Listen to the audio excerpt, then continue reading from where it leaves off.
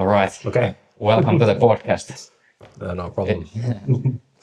It is the first one, and I'm quite happy that I had an idea that I would like to do this, and we discussed about this, and finally we are here. Yeah. Finally we are here, and let's see how will this be. And Did you figure out the name yet for the podcast?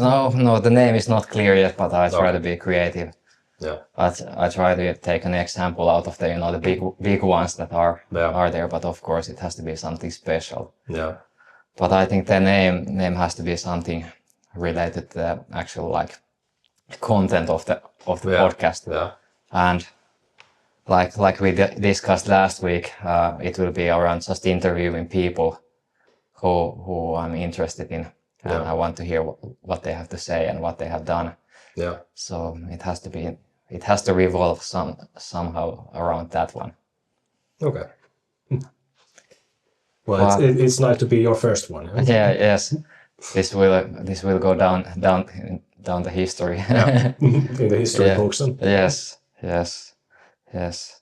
So last week when we discussed the possibility of doing a podcast, we kind of had a chat what we could talk about. So I would like to ask you some questions about your family background.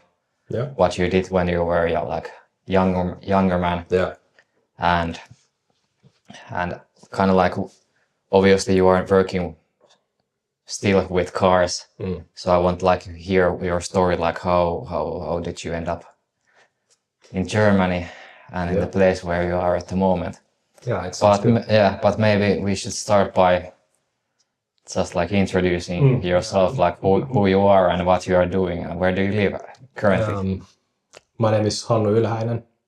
I'm originally from Finland, and I am currently living 4 kilometers away from the Nürburgring, the Green Hell, and I work at the Porsche service center right here in Moispath. So it's super exciting for me, and maybe from the hat you can see that it's Manthey. Yes. Maybe for regular people, Manthey Racing, that doesn't say anything, but doesn't ring bells. But I think most of the motorsport people know what's up with Manthey. But maybe I think most of the motorsport or car interested people who are interested in cars know about Manthey, that they are firstly competing with GT cars. Yeah. But then also I think people know a lot about the body kits and performance packages what you guys sell. So do you want to confirm, is this the case, or what is Manthey Racing and what you guys are doing? Yeah, that's pretty much it. The Manthey Racing, it's a company which started purely as a racing team, as far as I know. Okay, yeah. And then over the years, it evolved into a company that builds Porsches and also other track cars. And I remember there being, I don't remember who I was talking with, but he was saying that before Manthey and Porsche started working together, he owned a Renault Megane with a Manthey Racing window sticker because it was built by Manthey. Okay, I see. That's a curveball, I know that the guys worked with Renault. Yeah. I think it was from, there was a small time frame when Manthey and Räder Motorsport, when they started working together, or when the owners of Räder Motorsport started to take care of Manthey. Yeah. I think that's when they, when there was a small time frame when they built other road cars also. Yeah, I see. But now it's purely Porsche. And also they build all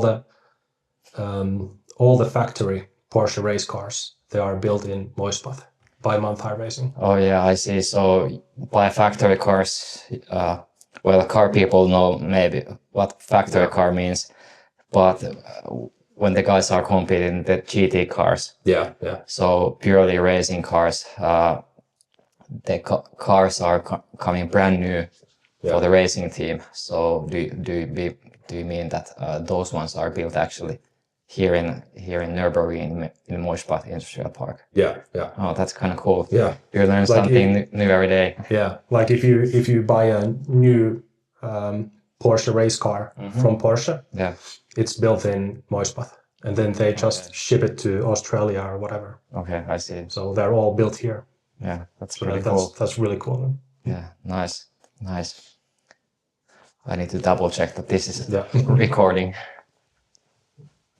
Yeah, still on. Just wanted to make sure. Next time we have to have it the other way around, so we can see the screen, but it should record. Yeah. All right. So, and at Manthey you work as a mechanic, right? Yeah. Okay. As like a crash repair mechanic. Okay. Yeah. I see. So now in Germany, working with Porsches at Manthey Racing, but you are from Finland. Yeah.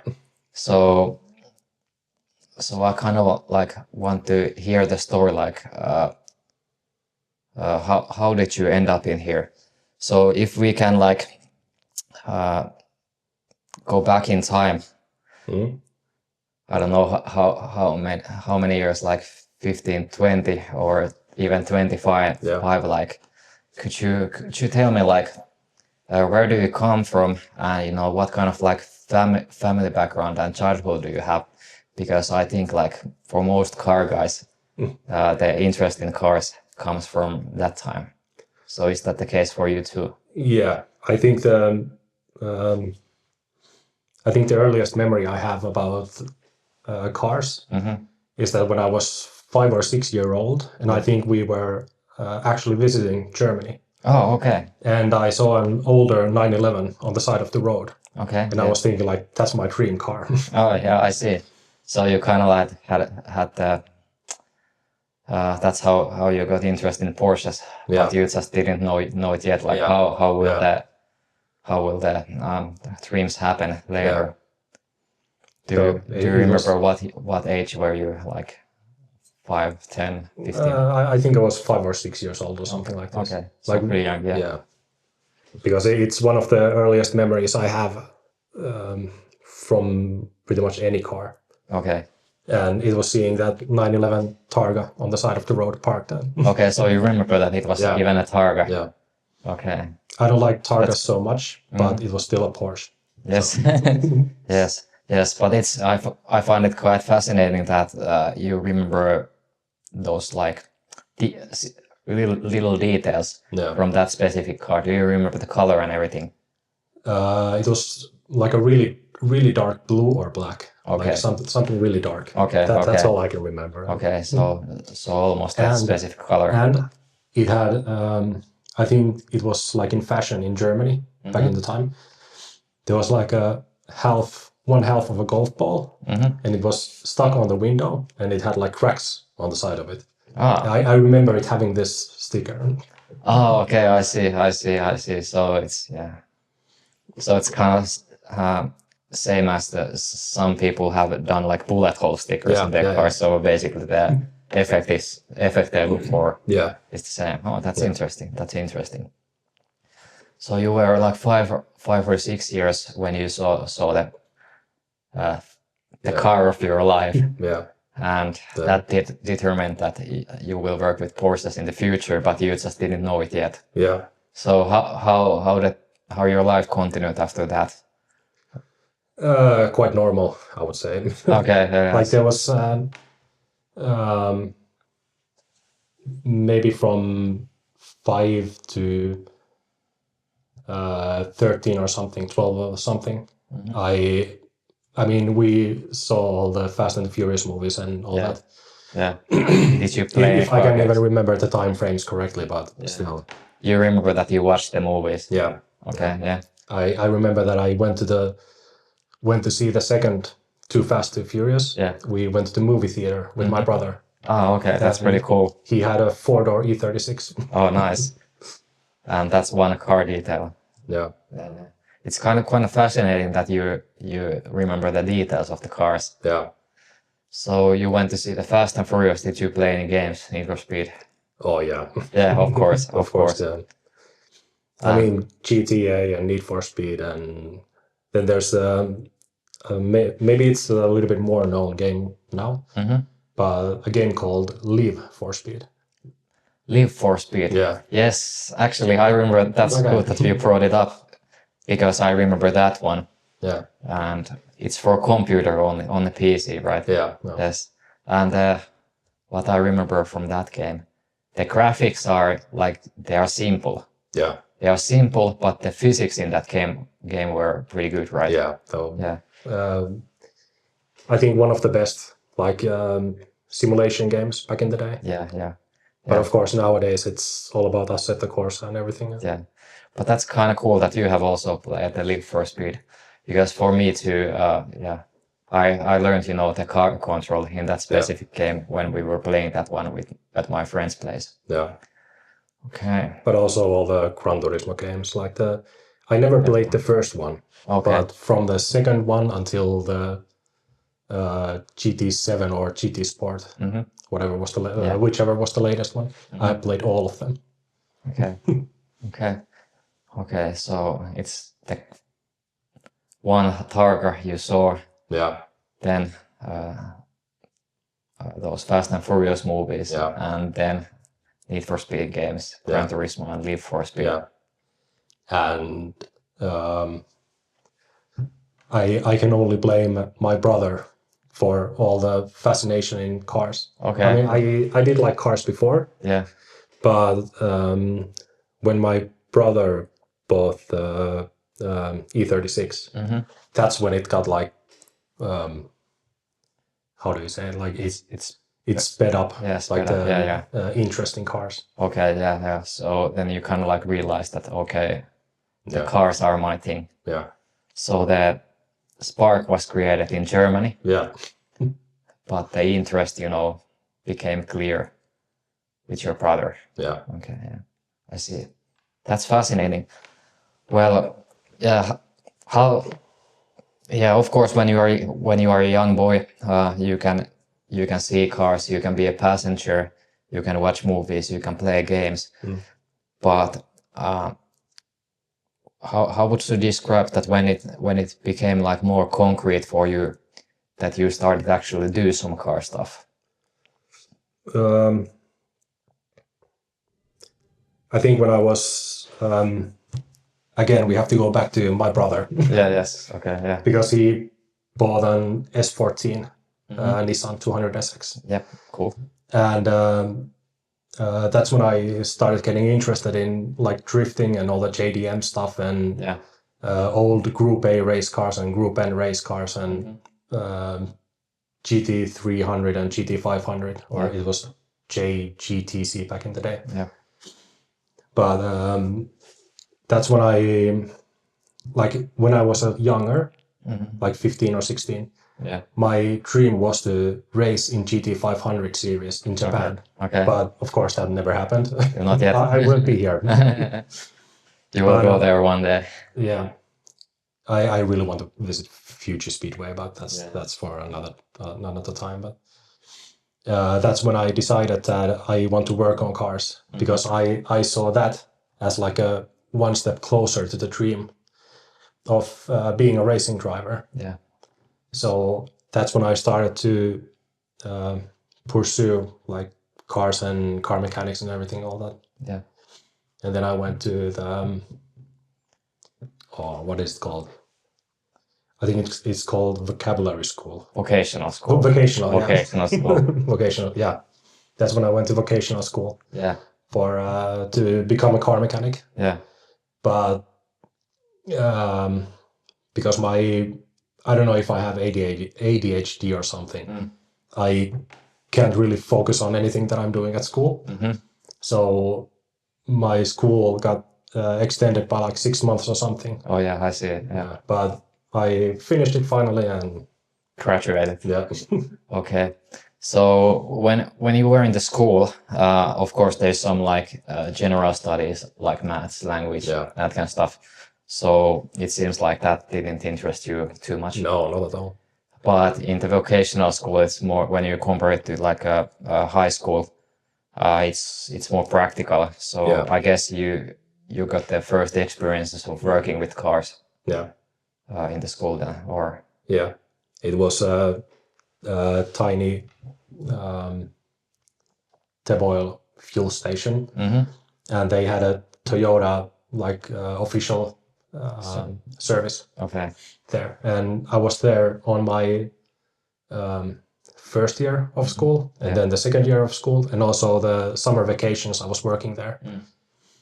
But then on the third year, the teacher didn't allow me to go to the same place again. Okay, so you had to go. So I had to go another place. And, but it's but yeah, all the interesting stuff happened during like the working period. Like anything that happened in school, I can't remember anything. Okay, yeah. So it's I don't know. I don't remember what's the. It's like apprenticeship period or something that you work there for free, and you get to work and do mistakes and learn from the mistakes. Well, I was working there for free, but I was doing such a good job that the owner paid me 50 euros a week. On hand. Oh yeah, okay. And then you went and bought energy drinks or beer? Mostly like a lemonade or Coca-Cola. Okay. Awesome. So, even though you might have struggled in the school, how did it go after graduating? Did you get like a job in the industry immediately, or? Yeah, because because of my like work ethics. Yeah. The people that I used to work with before, they knew me and they knew that I was like a good worker. Yeah. So immediately after school, I was able to work for, pretty much until I went to army. Yeah. So it was no problem for me. And then also, I think while I was in army, I think I also like did some weekend work. Yeah, I see. If I remember correctly, but I'm not sure. Yeah. No, the army times, they are kind of like confusing times. It goes like... Yeah, it goes so fast. Yeah. It goes so fast and there's so much going on and you are just sometimes just surviving. Yeah. But so you worked with Toyota and after before you graduated, and after graduating you work with what is like general workshop that they do every kind of car, or? Yeah. What? It was Bosch car service. Okay, yeah. So one of these. Or it became a Bosch car service later. Yeah. But it was like the company did everything from oil changes to car detailing and everything. Okay, yeah. So that's when I got also to learn about car detailing. Okay, that's pretty cool that you got into that one. Yeah. Because it's a bit more, it's cleaner job and also like really detail oriented. You have to make like really good quality. Yeah. To keep the customers happy. Yeah. Okay. So you started also do car detailing there. Yeah. So is that the thing that got you to work with high-end cars, or how did you end up working with high-end cars in Finland? I continued to work at the Bosch car service. I mean, I did smaller jobs in between the jobs. Yeah. But I went back to the same company again. Okay. Because they were working for looking for a mechanic. Yeah, I see. And while I was working there, again, my brother, he told me that luxury collection automobiles. Okay, yeah. That they are looking for a mechanic. And I was thinking like, I don't know, maybe it's not something for me. I will never get in and whatever. And then I drank 6 beers. I sent a job application by email. Yeah. And then like 1 hour later, the one of the managers or owners called me and asked if I want to come for an interview. Yeah, okay. So it went well after all. Yeah. So it seems like you have to for your passion in cars and for the career you got, there's a small thank you for your brother, right? Yeah, definitely. Yeah. So at least he got you on the good path, which seems to be pretty. Yeah. You seem to be pretty satisfied with the path you are doing at the moment. I'm really happy. Yeah, that sounds good. But okay, so you got the interview in Luxury Collection Automobiles, and if you drank 6 beers before doing the job application, it seems like you were kind of nervous to apply there. I'm really nervous. So you had an interest in working with high-end cars. Yeah. And is that one related to the thing you said about the GT cars in Japan and racing? It was more about the interest in Porsche. Okay. That's what got me there. Okay, so it was specific interest in Porsche. Yeah. Okay, and Luxury Collection was doing Porsches also. Yeah. Yeah. And when I got there, I was home. They told me that they also work on Porsche, but mainly on Ferrari. And I think when I got there, I was hoping that I would become like the Porsche mechanic of the company. Okay. But there was already one guy who had worked at Porsche before. Oh, yeah, so I see. I had to... dreams crushed. Yeah, dreams crushed.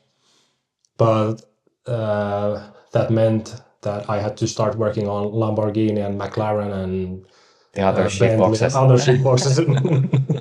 So, but the funny thing is, I never had a special interest in Ferrari. Okay. Like, it's weird. And after working there, I liked all the preferences. Yeah. After working there, like even the tiniest interest in working on Ferraris, it just went away. Okay, so you had something like you were curious. Yeah. You were Ferrari curious. But when you saw them at the workshop, you decided that no, I want to do Porsches. Yeah, the quality is not so good and other stuff. That's a bold statement, but everyone has seen the pictures on the internet, so it's. Yeah. And I won't argue because I haven't fixed them. So, okay, so you were working with Ferrari, Lamborghini, McLaren. Those are kind of like high-end cars, and if you compare to them, like working with Toyotas, do you see like anything really similar? Whether you work with cheap few €2,000 car or a car that costs hundreds of thousands of euros, and what differences are there? I think they are quite different. To be honest, some high-end cars, like Lamborghini and Ferrari, they're almost easier to work on than like a normal Audi A4 or something like this. Okay. Because in an Audi A4, they have like everything is engineered to be like tight and tightly fit, and like everything has to have like a specific place. But it feels like in especially like a Gallardo before Audi started working with Lamborghini. That's when the Lamborghinis were like, they built a chassis and they had an engine and a transmission and they shoved it in.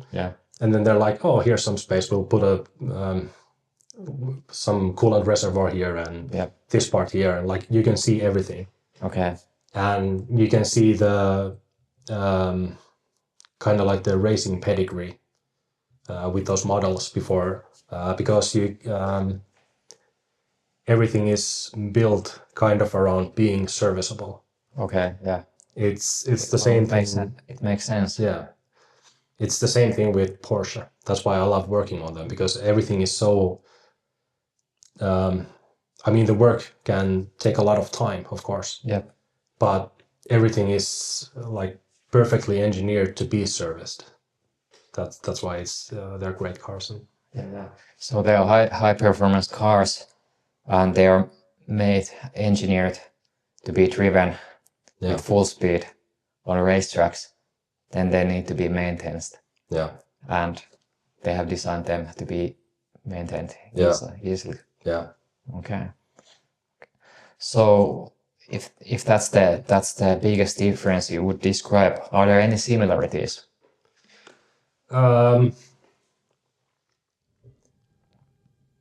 Not really. Not really. Not really. No, they have depends, four wheels and a steering wheel. Like when talking about Porsche, of course the models like the Panamera and Macan and Cayenne, they're all they share pretty much the same chassis, or the bottom of the car, with a lot of Audis. Okay. So that's when they become a little bit more complicated to work on. Yep. But when comparing those cars, then they are quite similar to like normal cars. Okay. But the rear and mid-engine ones, they are different. Yeah. Yeah. Okay. So you started your luxury and high-end car career by working with Ferrari, McLaren, Lamborghini, which many people would describe as the best of the best. Yeah. But you wanted to work with Porsche. So were you like a bystander of seeing like Porsches getting serviced, or did you get to work with Porsches occasionally during your time in luxury collection? Yeah, I did work on them from time to time. Yeah. Like there's one Porsche Panamera, Turbo SE hybrid, with a Descartes body kit, white body kit. Okay. And I think it's the only one in Finland, and that's built by me. Oh, nice. So I got to do a lot of like exhaust installations and body kit stuff and all that also. For Porsches. Yeah. Okay, nice. Especially towards the end of my time at the company. Yeah. We were trying to push all the Descartes parts to be sold. So I was installing like the power kits and everything on the 911s and all that. So it was exciting stuff. That's cool. So did you get like was your vision of working with Porsches like reinforced when you were doing those little performance part installations? Yeah. Okay. I would say with those cars, when I was installing the kits, like I was still kind of learning. Like I'm always learning something, because the cars are always evolving. But when I was working on those cars, I was able to like look through the faults that like how do you say, like troubleshooting. No, I mean like look through the fingers. Like when you look at the car, okay, I can see this. This is wrong. I can't see it. If you understand. So you let like mistakes through. Yeah, but I mean in a way that if there was something silly that or didn't make sense from the factory, I had Porsche glasses on, so I didn't see them. Okay. So I didn't mind working on a little bit more difficult stuff or anything like this. Okay. Because I love Porsches. Okay, cool. So you did your time in the luxury collection. Were there like any specific key moments that you decided that okay, my next move is with Porsches? No, not really. The way that my work ended there was, I mean, out of respect, I don't want to talk about it too much. Out of respect to the owners of the company, or the old owners of the company. But we kind of got our like skis crossed. Yes. Sukset ristiin. And that's when I thought like my head can't take this work anymore. And that's when I left the company, and then I was I remember maybe 4 or 5 months I didn't do any work. Like I was just trying to survive day by day, because I was so mentally destroyed by the company. Okay, sounds quite bad. Yeah. So Okay, so you ended up being kind of like a limbo mode that you waited for something to happen and you weren't doing specifically good. But now you are doing pretty good. You are working with Porsches in one of the Porsches key places in Nürburgring with Manthey Racing. So what happened between these moments? Like you have been here now 1.5 years. About Around 1.5 years. So it was 2024 when you started here. Yeah. So what happened between those special moments, like from doing really badly to doing really good and working with Porsches? When or little bit after I quit the job at the luxury collection automobiles, my friend had bought his own workshop in Aka. Shout out to Akan Autotyö. The owner is A+. But I was working with Petri then, the owner. So I worked there for, I think it was over a year, like 1.5 years or something. And then again, my brother, we were speaking about having a vacation trip to Germany. And then my brother said that, hey, once we are here, like while we are here, he saw that Manthey is looking for a mechanic. Okay, during your trip here or? No, it was before. Before you did the trip here? Yeah. Okay. He told me that, hey, Manthey is looking for a mechanic. Okay. And that's when I, again, took 2 or 3 beers. Last time it was 6. Yeah.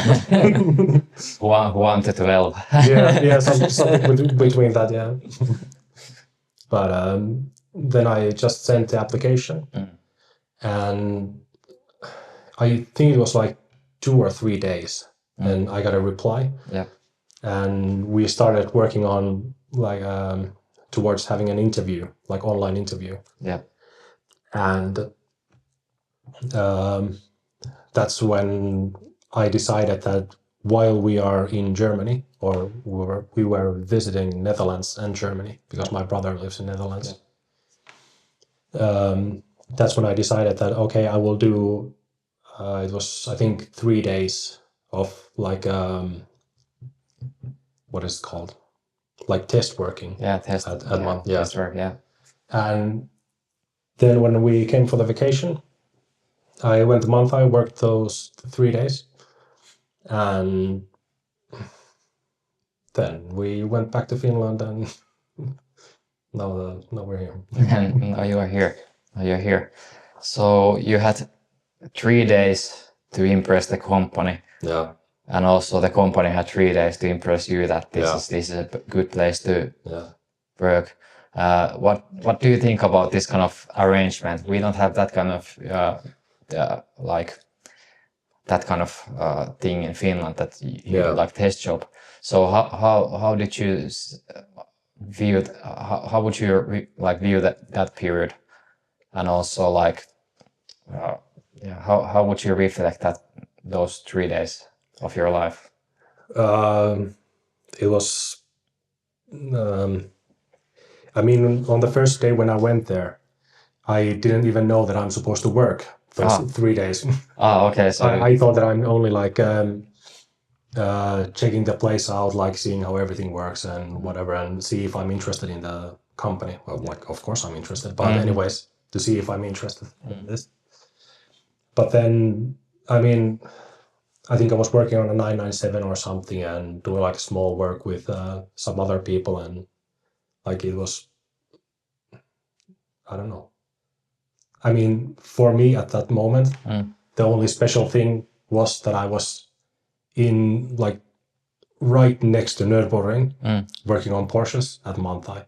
Like that was the special thing for me. Yeah, so that's like a row of 3, you know. Yeah. Okay, sounds good. So so then you decided. Trinity, Holy Trinity, and then you know that okay, this is what I want to do. And after those 3 days, did you go then continue then to Netherlands, or did you go back to Finland after the 3 days? We went back to Finland. Okay. And when did you hear some news? I think it was, we were here in June, and it was, I think, in July or something, when it was like confirmed that I will be working here. So it went quite fast. Yeah. So I had to start getting rid of almost everything I had in Finland before that, and try to find an apartment and everything here. And like, never know who is going to listen to this conversation, but like moving abroad, that's like, it sounds like kind of scary. Yeah, it was. It sounds scary. So how did you survive that process? As a Finnish guy. I mean, I back then, still sometimes, I had really bad anxiety, which was from working at the luxury collection automobiles. Like, it started from there. But anyways, when I had my car packed full of all my stuff, and I drove to my sister's house. She lives, well, you know where she lives, in Vantaa. But anyways, I drove there. So I spent the night there, and then the next morning I had to drive the ferry from Vuosaari to Travemünde. And on the drive from Vantaa to Vuosaari, like, I don't remember anything from that small. So you were like, seriously scared. Like, I was terrified. Like like sitting in the car, driving the ring number 3 road around Helsinki, driving to the ferry, going overseas. Everything's sold. Like, it was big adventure. It was terrifying. Okay. So then you went to the ferry. You enjoyed buffet lunch there or dinner. What I did was, when I got to the ferry, like the parking lot where you're waiting for the ferry to come. Like the lineup. Lineup. Queue. That's when, like, everything got completely chill. Like, everything, like, all the worries in the world were gone. Okay. Because I was thinking, like, holy shit, I'm really going to Germany to work at my, like, dream company and dream cars and everything. And now you're just waiting to get to the ship, and you are here. Now the car can break down, and that's cool that the atmosphere changed that rapidly. It was in like 5 minutes or something when it completely changed. It's kind of crazy. Have you like reflected what was the actual thing? Like, how did it change so quickly in 5 minutes? I don't know. It's incredible. I don't know what it was, but it was just something changed. Something snapped in. But anyway, you became a happy man. You drove to the ferry. And that's like 30 hours or so. I think 36 hours. So over 30 hours. Then you arrived in Germany. And did you drive straight from Travemünde, which is like near Hamburg? Did you drive straight to here? And no, I found a hotel quite close to them. What is it called? Satama. Harbor. Quite close to the harbor. So I slept at the hotel for the night. Okay. And then the next morning I just had my nice chill German breakfast, and then just started driving here 160 kilometers. So did you have like an apartment ready here, or? Okay. So you had an apartment, you came here, you parked your car. It's the same apartment you are having still, or? It's the same one. And since that day, it has been happy days. Okay. Pretty much, Wow, what a story. So Finnish man lived his whole life in Finland. Got nervous about applying for 2 different new jobs. The second one was overseas. You took the leap of faith. Now you're here. So if there is someone listening to this conversation and is thinking about making really big changes in their life, applying for that job, leaving one job, going overseas, whatever it is, do you have like any advice for this kind of situations or decisions? Or motivation to give them? I think the only thing I can say is just go for it. Just go for it. Like that's the only thing I can say. Like even if you're completely terrified, like I was, like I was really thinking about just not going to the ferry. Yeah. Because I was so scared. Oh, okay. But even though you booked the ferry, made the decision, everything you was got the paid. job. And I had an apartment here ready, and I had a job here ready. I had everything. Everything was ready. But just drive to the ferry. Drive to the ferry was the scariest thing I've ever done in my life. But it was just driving a basic road. Isn't it crazy? Yeah. And sounds kind of silly afterwards. Yeah. When you have now made yourself comfortable here, you have kind of like established yourself. Yeah. Everything is like clear for you. Yeah. So yeah, but back in the day, 1.5 years ago, it was the reality. Yeah. Those were the emotions you had. So human mind is kind of crazy sometimes. And you arrived here and you started working straight away. Pretty much, yeah. With the crash fix repair shop. Yeah. I think it was like a 1 week period when I was trying to get everything done that I had to get done. Yeah. When I moved here, like getting the bank account done and sorry, and getting the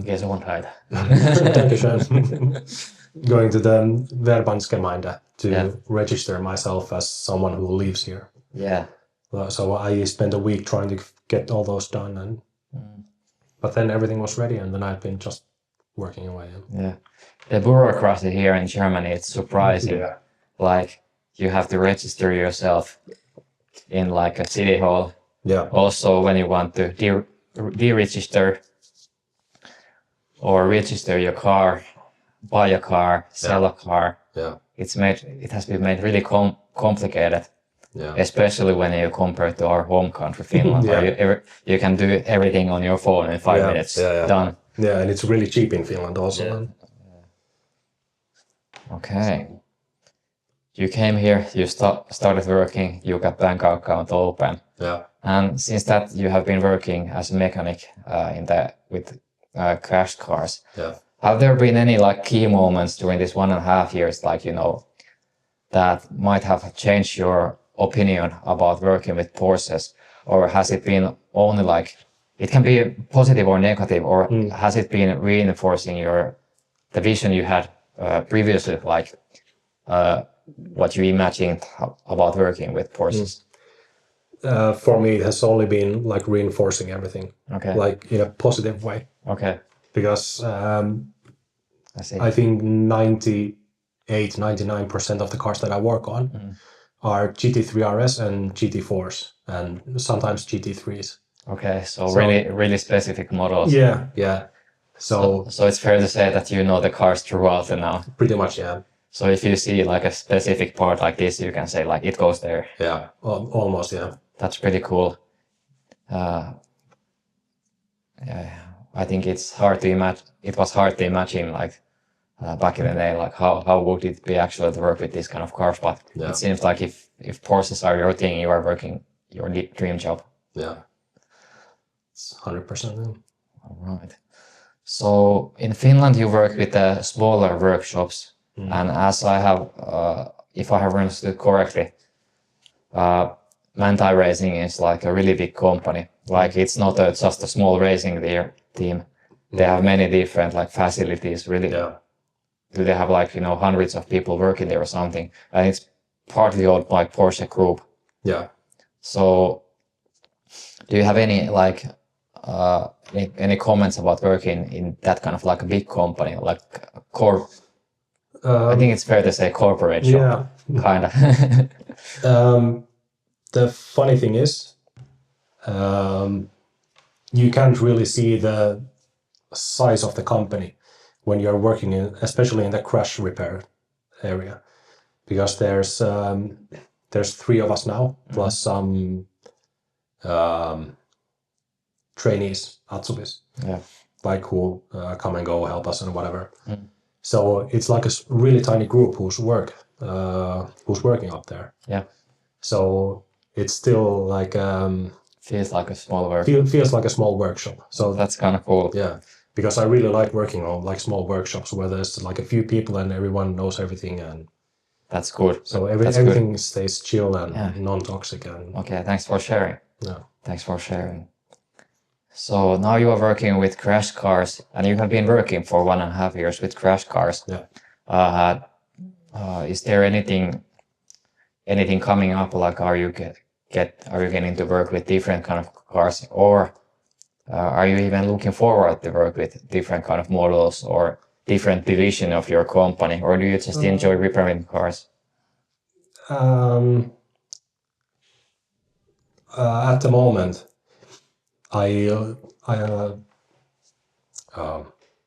sorry. At the moment,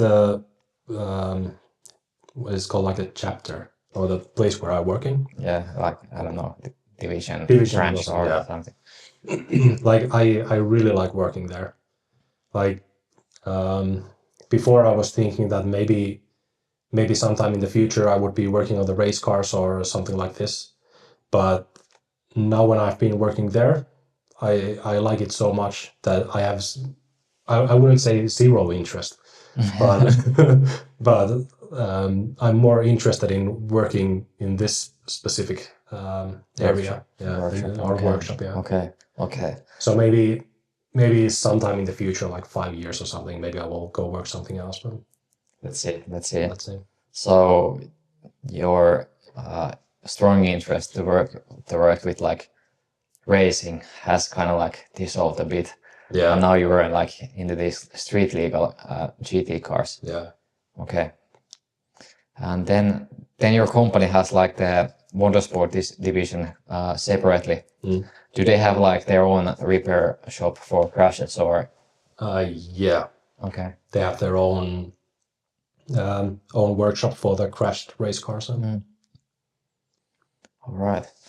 So okay, interesting. So here now here in Germany, you have lived in Nürburgring and you have been working, of course. But what else have you done? There are a few big events here in Nürburgring, right? Yeah. Rock am Ring, 24 hours. Yeah. Is there anything else? There's the ADAC 1000 kilometer, like the classic race. Okay, yeah, which that's the endurance race. Yeah. And it's in September, pretty much at the same time as my birthday. So it was the same thing on the first year when I came here. Yeah. It was nice when it was like moving to Germany. It was like a birthday gift for myself because it was pretty much the same week all happening. You came here, yeah. So it was a good start for this job here. And then the 24 hours, that's the biggest race here, right? Yeah. And well, of course, many people know like the Le Mans 24 hours race. Yeah. And that's like famous. But for example, myself, I have heard about the 24-hour race before I came here. But when I came here, I realized that what's the meaning of the race, like how big event that actually is. Yeah. And you went there and it was a big party. Yeah. I went there last year and it's like a one huge party around the ring. Yeah. So it's really cool. Yeah. And even though my bicycle got stolen, I had to walk 6 kilometers or something home, but it was still worth it. So they are racing for 24 hours and that's during weekend or something. It starts on Saturday at 3 o'clock in the evening, and then it continues all the way over the night, the Sunday, 3 o'clock. Okay. But I've heard that there is like this longer event, that there's other things also happening during the same event. Yeah. So are people like partying before the race? I mean, it's the event itself, I think it starts on a Thursday. So people are coming here already on Monday. But all the camping areas, they don't open them until Wednesday, I think. Okay. Yeah. So people are just waiting Monday and Tuesday for their chance to get to the camping spots. Oh yeah, get the best ones. Yeah. Best ones with the view to the racetrack. Yeah. Well, YouTube and internet are full of like videos and photos of this event. But yeah, I imagine getting the best camping spot next to the racetrack, and then you're having a caravan there, and some people even are having patios on the roof of the RV. And a lot of people have like their own like a theme for their camping spot. Yeah, like it's a wild just to look at the camping places itself. Yeah. So. All right. I would like to discuss one detail you mentioned to me in this conversation, and that's continuing learning. So you said you want to learn new stuff, especially around cars. Yeah. So, is there something special you have learned like recently, and also like regarding cars? Is there something that you would like to learn in the future that might be possible in your job? I think for in the last 1.5 years, I haven't learned much like new stuff, but it has been like reinforcing all the old stuff that I already know. So it has kind of like solidified my professionalism. Yeah, your skills. It has solidified my skills more or less. Yeah, does it mean that you have done like the same job task many times all over again? Yeah. So now it's becoming like a routine for you. Yeah. I remember in the beginning removing a rear bumper from a GT3 RS. I think it took close to 2 hours or something. Yeah. But now it's 15 minutes and it's out. Quite a difference. Yeah. Quite a difference. Yeah, maybe I have seen in social media that German people, they are having these weird competitions. For example, they are like betting like who is estimating the closest way of a pretzel. Then they have this forklift championship. So maybe they should establish like a competition, a championship for removing bumper parts. And you are the guy who your company is sending to the competition. And removing the famous rear side windows, which break really easily. Like a lot of people break them when they remove them and when they install them, and if you even touch them, they break. And but so is that your special talent now? Yeah. Bumper and windows. Yeah. Okay, that's cool. And dashboards and interiors and everything. Yeah. How about in future? Is there something you would like to learn? I'm pretty sure that Porsche is coming out with the GT2 RS at some point. Yeah. And I'm quite sure that it's going to be a hybrid. I have no information about it. But that's your bet. That's my bet. Because that would be the like the way forward with the GT2 RS, is to have like maybe the engine from a Turbo S, like the 600 horsepower turbo engine. Yeah. But also electric engine in the front for the front wheels, and with a combined power like 800 or 1000 horsepower, something like this. Because I think that would be the way forward for Porsche to compete with like Ferrari SF90 and all this stuff. So what I want to learn in the future is more about the like the hybrid systems, and the battery packs and everything. Okay. Because hybrid cars, and there's not a lot of hybrid cars in Germany, especially Porsches. Yeah. Compared to Finland, at least. Yeah. Finland, the tax benefits of those ones, so they are so huge that they are a big thing. But that's true. That's true. I haven't. Yeah, there are so many cars and I haven't. Well, mostly I have been also here in the Nürburgring, and here you see mostly sports car and then the regular cars. Yeah. So that might be the case. So hybrid it is. Yeah. Okay. hopefully that one happens. And other things about the future, well, you plan to still work with Porsches and motorsports, and hopefully hybrids. But we had a discussion that you started doing YouTube again, right? Yeah. That's the thing that you did back in the day in Finland, and then it kind of like went away, the passion for doing YouTube, but for some reason you picked up the idea again, right? Yeah, it's the reason I quit doing it in Finland is because I didn't have much like interesting stuff to show. Yeah. Because I had sold my S14 Silvia. Yeah. And then I had an Passat with air suspension and suicide doors in the back and everything, like it was completely pimped out. Yeah. But I didn't build it, and I hate that car forever. But I didn't have anything interesting to show, so that's why it kind of like died away. But now when I started back here again, or when I moved here, I started doing the YouTube videos again because the track and everything that's happening around it, it creates content on itself.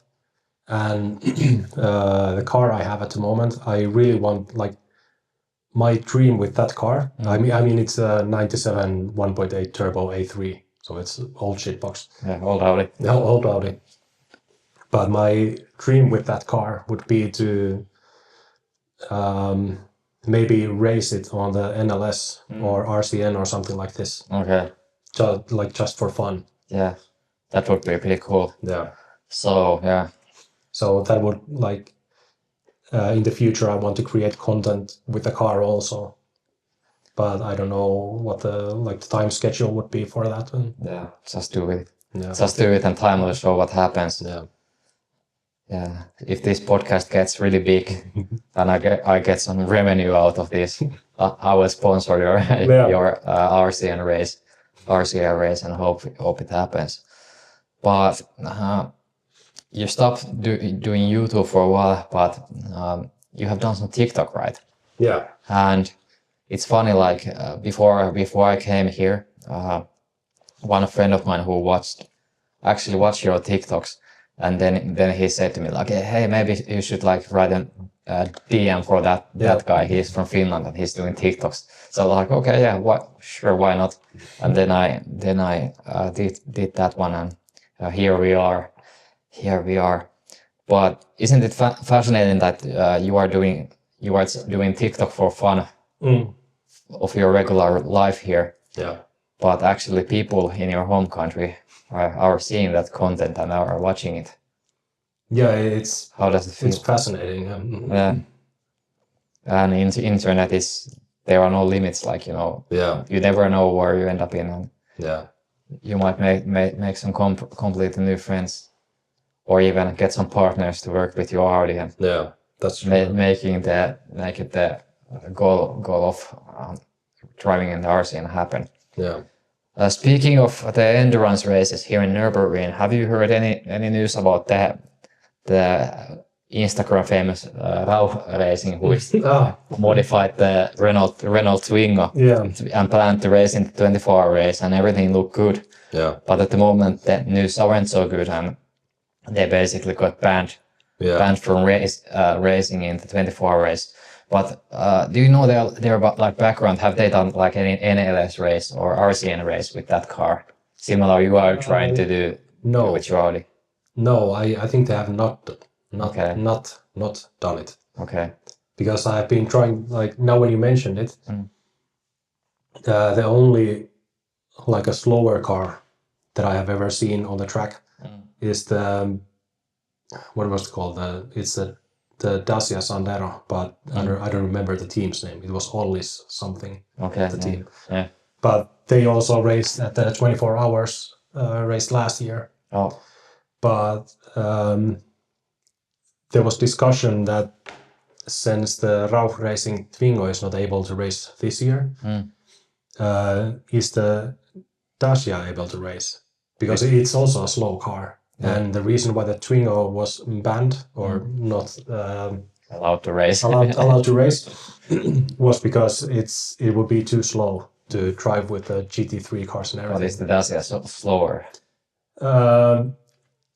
I heard somewhere that they installed a turbo engine on it, so it has more power.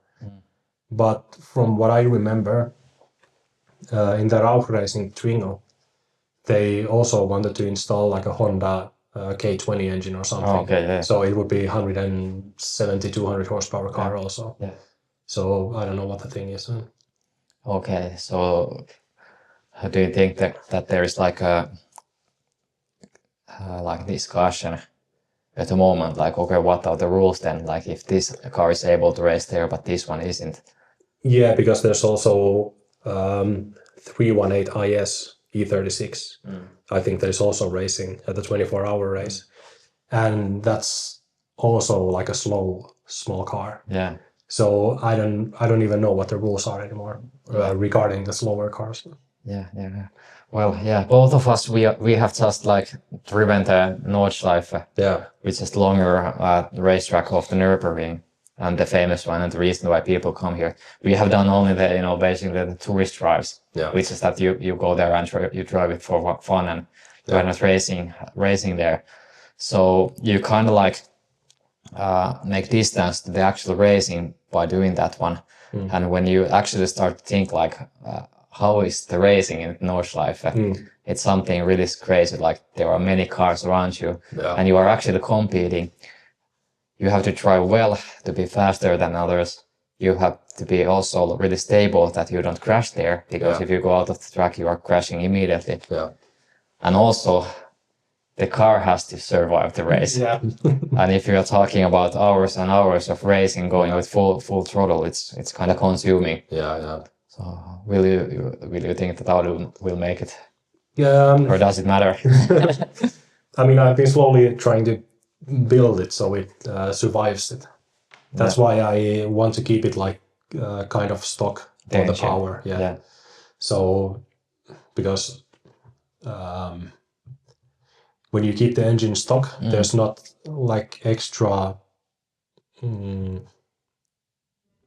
what is it called?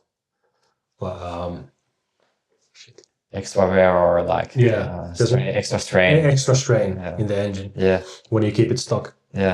So that's why I've only like upgraded cooling or try to like refresh everything. This is pretty interesting, because we have discussed about many different things, but this is actually something new to me, that you would like to race that in the endurance race. And well, it's regular people driving in the RCN race, for example. So it's possible. So what do you think that are the next concrete steps for making that happen? I think the next steps is I have to get the brakes done, of course. Brakes done. Suspension done, because it's really old. I don't trust it anymore. And then I think it's just getting a roll cage, seats, seat belts. And that the car is ready to go. Should be, At least for the basic smaller races, it should be ready like this. I think also there's one important but simple thing you need to start doing. You need to talk about this one with people. Well, the good news are that we just did it here, because this information is going to be public. But I think you should talk about that one in your YouTube videos, and also with all the people you meet. Because that might, I think the racing in RCN might require some team effort, and maybe some sponsorship or like external help from somewhere. It's good that I'm an introverted Finnish person, so it's not so easy to make friends, especially in like a foreign country where you don't speak the same language. Ambition. But I still made some friends. And one of them is like he's starting his own workshop and everything. And his goal with the workshop is to work on like track cars and race cars and everything. So in my mind, I haven't talked with him yet, but in my mind, I'm thinking like you don't have to even talk to him. You can send the video to him. Yeah. So in my mind, I'm thinking like he could be someone that I can rely on at some point, like with help on the car and trying to figure out all the rules and everything that I have to do on the car. And it's not easy to talk with people if you are shy and introvert. But if you want to make dreams happen, you have to make some special decisions, like driving to the ferry. It might be scary, but the good things are on the other side of that one. And I think when you talk with people, then people will be like, okay, actually this guy talks about this one like all the time. So it means that he's serious with this one. Also, there will be like word of mouth that, people will talk to each other. And also it might be the case that, for example, from your YouTube video, some guy finds this project really interesting and wants to, tag along and make it happen. Make it happen with you. And we live in such crazy world that anything has happened. And hopefully I get to see that see that day when you're driving the blue. I really hope so too. Yeah. Does the car have a name? I almost said Blueberry. I think I named, when I got the license plate, I think I named it Daisy. Daisy. Yeah. Okay. So I think you need a Daisy sticker to that one. Yeah. And I hope that I get to see you, Hannu, and that car on the racetrack one day. I hope so too. Well, obviously, when the season starts and the tourist drives start again this year, but also I hope that later I get to see you competing in a serious race with the car you bought as your first car in Germany for how much was it? 1,500 euros. Shout out to MVP Motors. It has been a great car. I mean, I've had to fix a lot of things, but it's an old car. So. Yeah, and imagine if you get some success in a race with that one. Look, Hannu, I think our time is running out, even though we don't have a schedule. Yeah. But as an also slightly introverted person, talking too much is not a good thing. So we should start to wrap up for today. Well, firstly, thank you for doing this one. No problem. If moving to Germany was a big thing for you, and also you have the dream of racing with your Audi, I have been thinking about doing my podcast for so many months, and I have been hesitating with this one so much, and just delaying. So I'm happy that you have adventurous enough mind to do this with one. It's no problem. And later I will check how does the material look like, and this one goes to YouTube. And let's see where does the life take us. Thank you. Thank you.